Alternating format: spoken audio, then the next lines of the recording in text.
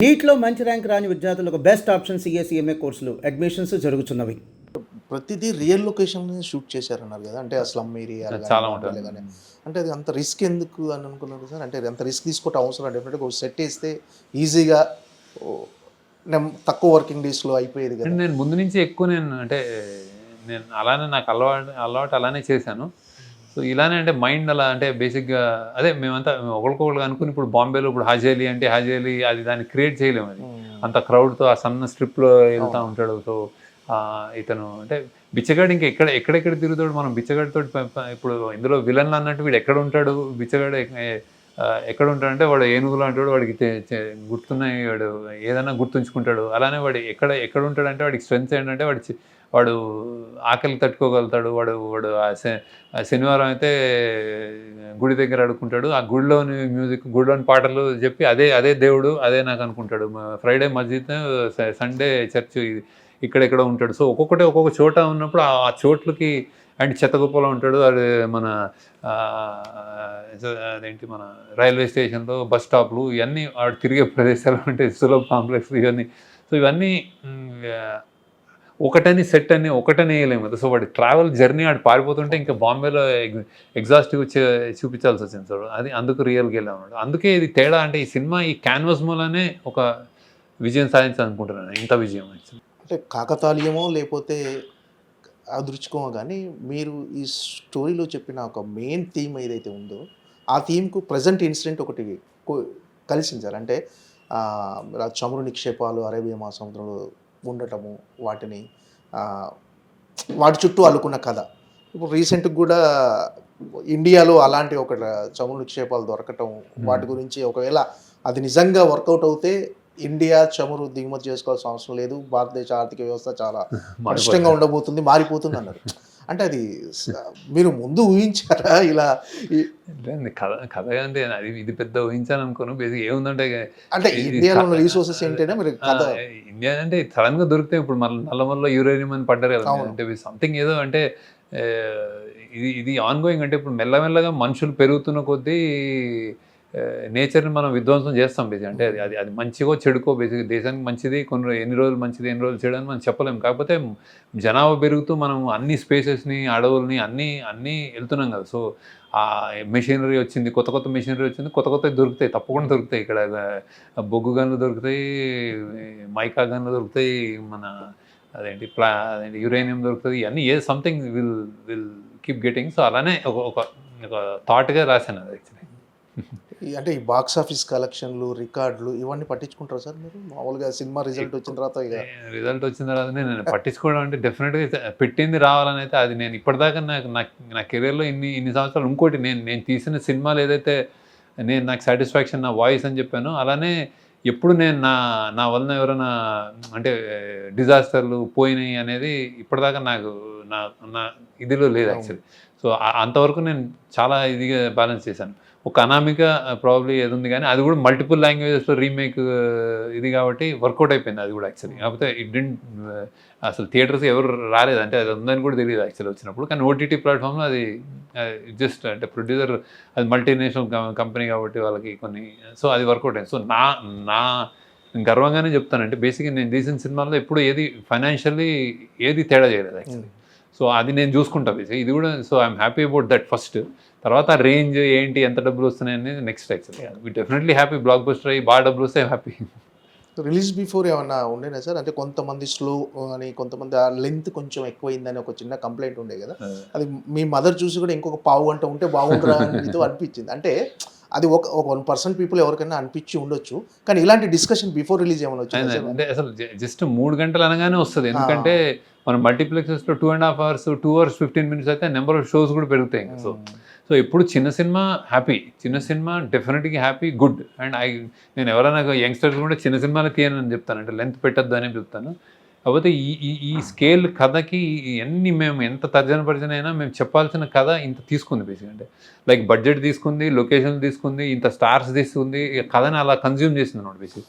So, అలాంటి length కూడా అది డిక్టేట్ చేసింది మమ్మల్ని. అంటే ఇది తర్జన భర్జన పడి కూడా మేము ఇది కరెక్టే అనుకుని వెళ్ళామన్నమాట. అంటే ఏదైనా తీసేస్తే ఏదైనా ఎమోషన్ తగ్గుతదా? లేకపోతే ఒకళ్ళ క్యారెక్టర్‌కి అన్యాయం చేసినట్టు అవుతామా? ఇది బ్యాలెన్స్ అవ్వదా? ఇట్లాంటి దాంతోటి ఉంచాం యాక్చువల్లీ. సో కరెక్టే అనుకుంటున్నాను. సో చాలామంది యాక్సెప్ట్ చేశారు కూడా. అదే అదే అంటే ఇప్పుడు మామూలుగా కుబేరా కానీ, లీడర్ లాంటి సినిమాలు, అంటే అలాంటి సినిమాలు తీయాలంటే ఖచ్చితంగా మీరు ఏదైనా సమాజానికో, ఎవరికైనా జనాలకు ఆ రిలేషన్స్, హ్యూమన్ రిలేషన్స్ కానీ వాటి గురించి చెప్పాలని ఒక తపన ఉండుంటుంది సార్ మీలో లోపల. సో మీరు అసలు ఇలాంటి కథలతో చెప్పాలని ఎందుకు అనుకున్నారు అసలు? ఇలాంటి లీడర్ కానీ, కుబేరా కానీ. నేను ఫిల్మ్ స్కూల్ అంటే ఫస్ట్ లెసన్ నాకు బాగా, నేను ఫిల్మ్ స్కూల్కి వెళ్ళిన ఫస్ట్ అంటే ఇంజనీరింగ్ నుంచి ఫిల్మ్ స్కూల్కి వెళ్ళినప్పుడు నేను ఫస్ట్ లెసనే అక్కడ హార్వర్డ్ యూనివర్సిటీలో ఒక స్క్రిప్ట్ రైటింగ్ క్లాస్కి వెళ్తే ఫస్ట్ వర్డే అది films are obligated to society అని ఉంటుంది. ఆబ్లిగేటెడ్ టు సొసైటీ అంటే ఫిల్మ్స్ అనేవి ఒక సమాజం పట్ల ఒక బాధ్యతతో ఉండాల్సిన అవసరం ఉంది అనేది అనమాట. అంటే ఇప్పుడు సమాజాన్ని చూసి మేము ఇది రాస్తున్నాము, ఇది తీస్తున్నాము కాదు, నువ్వు ఏది అది రాసినా, సినిమాలు ఇన్సిడెంట్స్ చెప్పినా కానీ నీకు ఒక వాయిస్ అంటే ఇది కరెక్టో ఇది కాదో, ఇది మంచో చెడో చెప్పాల్సిన బాధ్యత ఉంది అనేది నేను నమ్ముతాను బేసిక్. సో అక్కడి నుంచి వచ్చి మెల్లగా నా స్థాయి పెరుగుతుంది. ఇప్పుడు నన్ను యాక్సెప్ట్ చేస్తున్నారు, ఇప్పుడు నేను చెప్పినవి వింటున్నారు అనేదాకా నేను ఎక్కడ దాకా పుష్ చేసుకుంటానంటే, నేను అరే ఇంకా ఆపురా బాబు, ఇంకా నాకు ఇది మరీ ఎక్కువ మెసేజ్ అయింది అనేదాకా నేను నా కమర్షియల్ ఆస్పెక్ట్స్, నా స్ట్రెంగ్త్, నా రైటింగ్ స్ట్రెంగ్త్ కానీ ఏదైనా నాకు తెలిసిన ఇది కానీ అది కలిపి చెప్పాలని చూస్తాను. ఆ చెప్పాలి అనేది ఆ తపన ఆగిపోయినప్పుడు ఇంకా ఫిల్మ్ మేకర్గా ఇంకా అనవసరం బేసిక్ అంటే నాకు తెలిసి. సో ఇంకేదైనా చేసుకోవచ్చు బేసిక్ అంటే. సో ఆ చెప్పాలన్నదే నడుపుతుంది. ఐదర్ నువ్వు ఎంటర్టైన్ చేసి హ్యాపీగా వాళ్ళని ఒక బాగా స్ట్రెస్ ఉన్నప్పుడు నువ్వు గొప్ప సినిమా, గొప్ప మ్యూజిక్ తోటి, గొప్ప క్యారెక్టర్స్ తోటి ఒక ఆనందం ఇచ్చావన్నా ఓకే, లేకపోతే ఇదేదో ప్రాబ్లం ఉంది, దీనికి సొల్యూషన్ టువర్డ్స్ దిస్ అని చెప్పినా ఓకే, సంథింగ్ అయితే చెప్పాలని అయితే అది ఏమీ లేకుండా అయితే సినిమా స్టార్ట్ చేయండి అనిపిస్తుంది. సో అంతే ఫిల్మ్ మేకర్స్కి బేసిక్గా ఎందుకు ఇది అంటే ఆ క్రాఫ్టే అది, ఆ మీడియం అది. ఒక పెయింటర్ కానీ, ఒక బుక్ కథా రచయిత కానీ, ఒక లిటరరీ సాహిత్యం కానీ, ఒక పోయిట్ కానీ ఏదో ఒకటి చెప్పాలని చెప్తాడు కదా. సో సినిమా కూడా అంతే, చెప్పాలని చెప్తాడు. నేను వాళ్ళని కొంచెం టికిల్ చేస్తాను, వాళ్ళని కొంచెం వాళ్ళ వీక్నెస్ల మీద ఆడుకుంటాను, ఇలాంటి నేను నమ్మను. అంటే నేను అది సినిమా అందుకు కాదనుకుంటాను నేను. అంటే ఏదో ఒక ఇన్స్పిరేషన్ ఏదైనా ఉండుంటుంది కదా. అంటే మీకు జరిగిన సంఘటన కానీ, మీరు ఎక్కడైనా చదివిన వాక్యాలు కానీ, ఇలాంటి వాటికి ఇన్స్పిరేషన్ ఏదన్నా, ఇలాంటి కథలు చెప్పాలనడానికి అవి ఏమైనా ఇన్స్పిరేషన్గా నిలుస్తాయి. అంటే మీరు కూడా అంటే మిగతా దర్శకులతో పోలిస్తే శేఖర్ కమల్ గారిది సపరేట్, అంటే ఎక్కువ పబ్లిసిటీ కోరుకోరు, అసలు వార్తల్లో మీరు ఉండరు, అసలు మినిమం సోషల్ మీడియా కూడా మీరు వాడరు. మీ ఫోను ఎవరో ఫోన్ చేస్తే తప్ప అప్పటికి అసలు చాలా దూరంగా ఉంటారు మీరు. ఒక రకంగా సమాజంలో జరుగుతున్న వాటికి కూడా మీరు స్పందిస్తారు, కానీ ఆ విషయాలు మీడియాకు కూడా తెలియవు. అంటే రీసెంట్గా మీరు ఎవరికో దాచుకున్న డబ్బులు, ఒక 3 లక్షలు పెళ్ళికి దాచుకున్న డబ్బులు ఆ ఫైర్ యాక్సిడెంట్లో ఏదో కాలిపోతే వెళ్ళి ఆ డబ్బులు ఇచ్చారని కూడా తెలిసింది. ప్లస్ కరోనా టైంలో మీరు గాంధీ హాస్పిటల్కి మీరు చేసిన, అంటే వాళ్ళు ప్లకార్డ్స్ పట్టుకొని థ్యాంక్ యూ శేఖర్ గారు అని చెప్పేవారు కూడా ఎవరికి తెలియదు. అంటే మీరు చెప్పరు, కానీ కొన్ని బయటికి ఆటోమేటిక్గా తెలిసిపోతాయి. బట్ ఏంటంటే ఆ ఇన్స్పిరేషన్ అనేది మీ సినిమా భావజాలంలో కూడా అన్నీ కనిపిస్తుంటాయి సార్. అంటే అది కావాల్సుకున్నట్టు ఏం కాదు. బేసిక్ ఒక్కొక్క వ్యక్తిత్వం, అంటే ఒక్కొక్కరు మనుషులు, అంటే ఇప్పుడు ఇది చేస్తేనే మంచి, చేయకపోతే అని కాదు. ఎవరి లైఫ్ వాళ్ళు లీడ్ చేస్తున్నారు. బేసిక్గా నేను అదే నమ్ముతాను బేసిక్గా. అంటే యువర్ కమ్ హియర్, అంటే నువ్వు ఏదో పర్పస్కి వస్తారు. వచ్చినప్పుడు ఇంజనీరింగ్ చేసే ఒక కుర్రోడు, నేను ఒక సిబిఐటీలో చదువుకుని అల్లర్చిలో తిరిగేవాడిని, సడన్గా నాకు సినిమాలో ఇంట్రెస్ట్ వచ్చింది అంటే ఎవరు ఎక్కడి నుంచి తగిలింది అంటే మా పేరెంట్స్ ప్రాబ్లీ అమ్మ నాన్నల పెంపకంలో ఎక్కడో ఏదో మా అక్కలో ఏదో సంథింగ్ ఏదో ఇన్స్పైర్ అయి ఉంటాను, ఏదో చూస్తుంటాను, మా ఇంటి పక్కన వాళ్ళు చేసిన ఎక్కడో విన్న మ్యూజిక్ ఏదో లైక్ ఫస్ట్ టైం నేను చిరంజీవి గారిని చూసినప్పుడు అరే నేను క్రేజీగా ఉండేవాడిని, నేను డైరెక్ట్ చేయాలన్న ఒక ఇన్స్పిరేషన్ ఏదో పట్టుకుని సినిమాలకు వెళ్ళాను. అక్కడి నుంచి ఈ క్రాఫ్ట్ అనేది వచ్చిన తర్వాత నేను బాగా చెప్పగలుగుతున్నాను, యాక్సెప్ట్ చేస్తున్నారు అన్న తర్వాత ఏం చెప్పాలి, ఏం చేయాలని ఒక గివింగ్ బ్యాక్ అనేది ఉంటుంది. అంటే ఏదో చేయాలి, చేసి వెళ్ళిపోవాలనిపిస్తుంది బేసిక్గా. ఉన్నా లేకపోయినా యూ హ్యావ్ మీ మార్క్ ఉంటుంది కదా.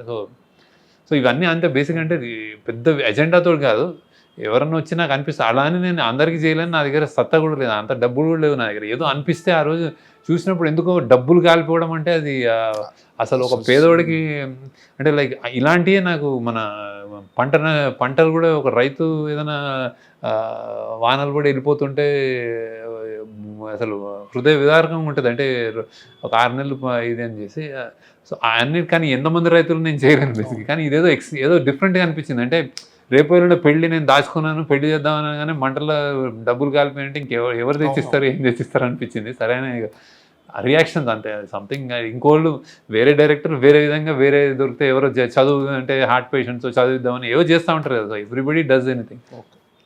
సో అంత అదేం నేను గొప్ప అనుకోవాలి, నాకు ఉన్నంతలో నాకు అనిపించిన దాంట్లో చేస్తూ ఉంటాను అంతే.